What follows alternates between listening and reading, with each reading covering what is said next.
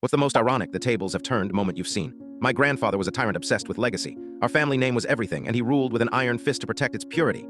He controlled our finances, our careers, even who we were allowed to marry. His favorite phrase was blood will out. He believed our success was genetic, a direct result of our pristine lineage. So when consumer DNA tests became popular, he saw an opportunity. He founded a boutique, high-end testing service exclusively for the family, framing it as a way to preserve our heritage.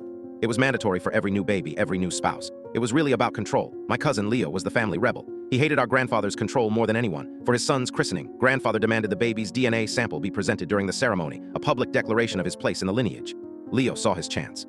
He worked at a medical lab, so he knew the protocols. He secretly swapped the sample tubes. Instead of his son's DNA, he submitted our grandfather's. He knew the old man would never suspect a thing. His arrogance was his weakness. The day of the christening was a huge event. Grandfather stood before the entire family, holding what he thought was his great-grandson's genetic certificate.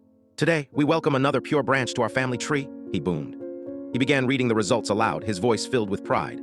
"Maternal haplogroup H1, paternal haplogroup." He stopped. His face went slack, the paper trembled in his hand. He stared at it, his eyes wide with confusion, then horror. "There must be a mistake," he whispered. My uncle took the paper from him. He read it, then looked at my grandfather with a look I'd never seen before. He handed it to my father. A silent shockwave moved through the room as the certificate was passed from person to person.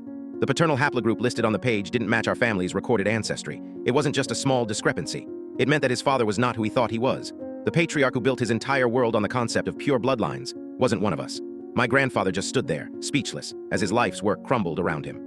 Leo stepped forward, a small, cold smile on his face. "What's wrong, grandfather?" he asked. "Looks like the blood is out." He lost all authority in that single moment.